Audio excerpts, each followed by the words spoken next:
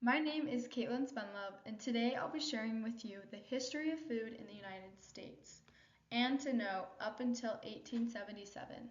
A lot of this that I'm going to share with you has to do with what we've talked about in class, including events from class, um, up until 1877. Then versus now. From the colonial era through Reconstruction, American food history reflects how indigenous European and African food traditions blended to form regional cuisines, how environments shaped diets, how slavery and labor systems influenced what people ate, and how technological innovations, markets, and war transformed food, access, and culture, shaping not just sustenance but identity and society. Scholars such as James McWilliams trace how Native Americans practice how Native Americans practices and crops like maize, beans, and squash shaped colonial diets.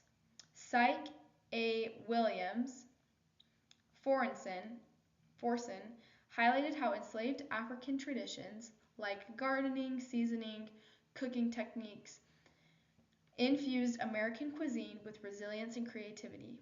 Vet also shows how 19th century domestic silence, preservation methods, and markets began to unify regional practices. Together, these works argue that food in the United States was and remains a vehicle for cultural blending, survival, and change. The Three Sisters. Native American agriculture relied on the Three Sisters: maize, corn, beans, and squash, grown together in sustainable polyculture that nourished communities and enriched soils. Regional diets varied. Pacific Northwest tribes smoked salmon. Plains people hunted bison and harvested wild rice. And Southwest groups made cornmeal, flatbread, and stews. Food had spiritual significance and was embedded in seasonal rituals, trade networks, and communal ceremonies. The purpose was to nourish communities and to enrich the soil. Then also the regional diets varied. These are some things we're going to be talking about. First, we're going to start with colonial foodways, then revolutionary and early republic tastes, and then the antebellum regional cuisines and frontier life, and then the Civil War area. So the colonial foodways. Colonists adapted European dishes using native ingredients: cornmeal pancakes or Johnny cakes, pottage stews, and cornbread. Preservation via smoking, salting, or pickling was crucial, especially in New England winters. The South enslaved Africans, contributed okra, black-eyed peas, collards, and yams, influencing dishes like gumbo and hoppin' john. Next is the Revolutionary and early Republic taste. During the Revolutionary War, soldiers subsisted on subsisted on hardtack, salt pork, and pea soup. Post-independence, trade expanded access to sugar, spices, coffee, and imported goods.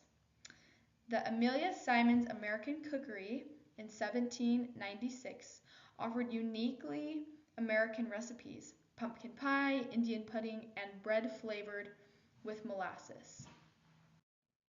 Next, we have the antebellum regional cuisines. By the early 1800s, regional specialties had crystallized in New England: seafood chowder, baked beans; Mid-Atlantic, scrapple, apple butter; and the South, barbecue rice dishes like jambalaya, biscuits, and gravy. The Midwest or frontier, cornbread, fried catfish. Innovations such as cast iron stoves and improved milling techniques made cooking more efficient, and immigration groups added um, pretzels and potato dishes to the American mix. The Civil War era focuses on rations, shortages, and ingenuity.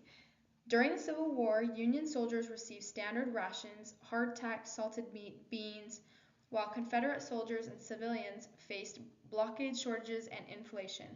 Women's traded for coffee and used sweet potatoes or okra seed to stretch ingredients. After the war, freed people maintained African influenced cooking like fried chicken, green beans, cornbread, which shaped the Southern cuisines during the Reconstruction. In conclusion, the history of the food in the United States up to 1877 is a story of the Native agriculture wisdom, European techniques, African flavors, and immigration diversity blending into a unique American food culture. This culinary evolution was shaped not just by taste but by necessity, survival, and cultural pride.